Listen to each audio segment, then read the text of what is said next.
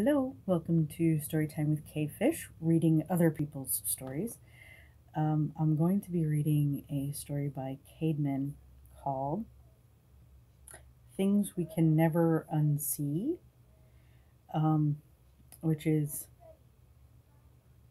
kind of intimidating and frightening of a title. Um, and I asked beforehand that it's definitely a giggly fic. So I've got this bottle of pomegranate wine, um, which has been calling my name all day, and it's delicious and it's amazing. And so I'm going to be having some of this at the same time. Um,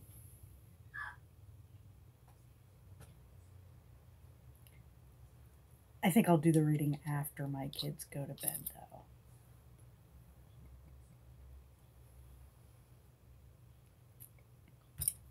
Be right back. Through the magic of the pause button, I have returned. Not too much gone. It's not like a soda.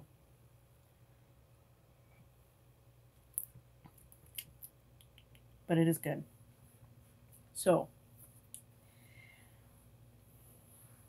Things We Can Never Unsee by Caedmon. For general audiences. Summary. Sometimes the music just takes hold and you've got to rock out. There's no other choice. Crowley is not immune to this phenomenon, as Aziraphale discovers. Oh dear. Aziraphale heard a racket outside in front of his shop, but that wasn't terribly unusual. It was Soho, after all, and while the neighborhood he'd chosen to inhabit on Earth could be called many things, quiet was not normally one of them. Blaring music was a several times a day occurrence, really, and hardly noticed anymore. But typically, when there was blaring music, it was subject to the Doppler effect. It would start out distant and small, then grow louder until it reached a crescendo. Then it would taper off into nothingness again as the car, or teenager with a boombox on his shoulder, oh my god, the 80s, passed. This music, however, had simply gotten louder, until now it was shaking the dust from his volumes, and it hadn't gotten quieter. It sounded like the source of the music had stopped directly in front of his little shop. That, coupled with the fact that the music was familiar to him, some bebop that he'd heard multiple times while riding in the Bentley, led him to believe that his beloved had arrived. Glancing at the clock, he noted the time and accepted that as the final confirmation of who was causing such a racket. It must be Crowley, come to pick him up to go to dinner.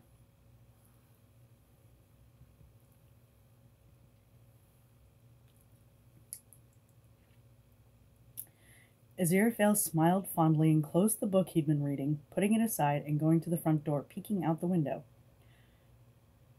Sure enough, there sat the sleek black car, and the music, if one could call it that, he truly didn't understand Crowley's musical taste, was louder now. The angel flipped the sign and pulled the shades, then opened the door, stepping out onto the stoop and closing it behind himself. He waved his hand to miracle the shop securely locked and invulnerable to break-in. That accomplished, he stepped out onto the pavement, making his way to Crowley's car. My eyes have already jotted down. Oh boy.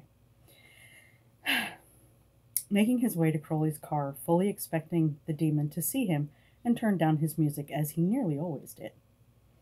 However, Crowley seemed to be utterly lost in whatever he was doing, although what he was doing exactly, Aziraphale couldn't say. Singing, clearly. That was obvious, and quite immersed in his performance.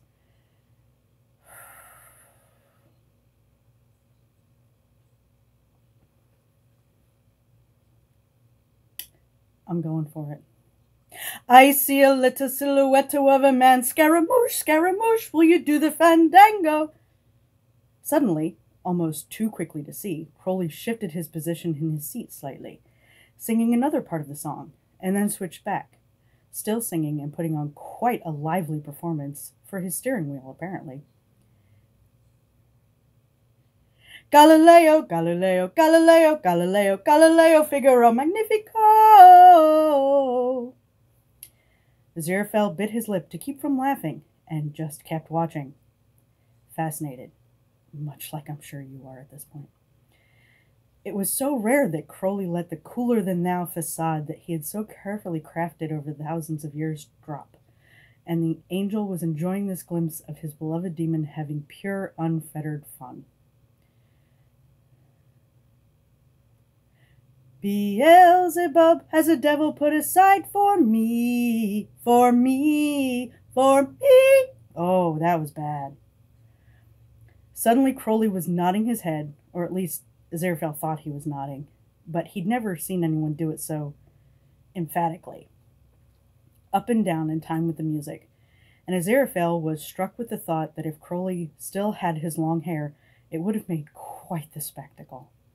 As it was, his teeth were bared, his hands were gripping the steering wheel, and Aziraphale wondered wildly if it were possible for demons to have seizures.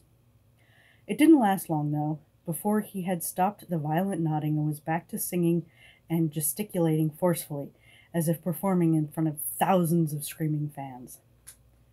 So you think you can stone me and spit in my eye? So you think you can love me and leave me to die? Oh, baby, can't do this to me, baby. Ah! Crowley shouted in alarm when he glanced over just in time to see Aziraphale peering in the window at him. The look of shock on his face was one the angel had never seen before, and wouldn't soon forget. In a flash, Crowley was stone-faced, both hands on the wheel, staring straight ahead, his whole body tense.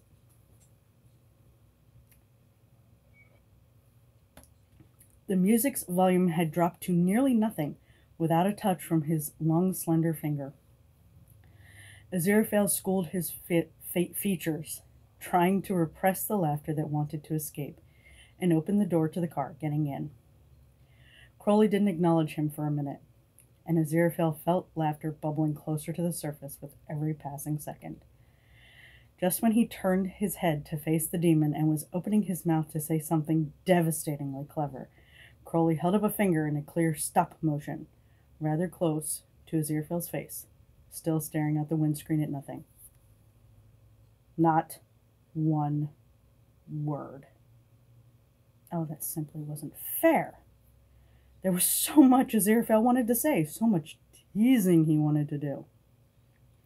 Unable to stop himself from getting at least one little teasing remark in, he said serenely, "I'll never be able to unsee that."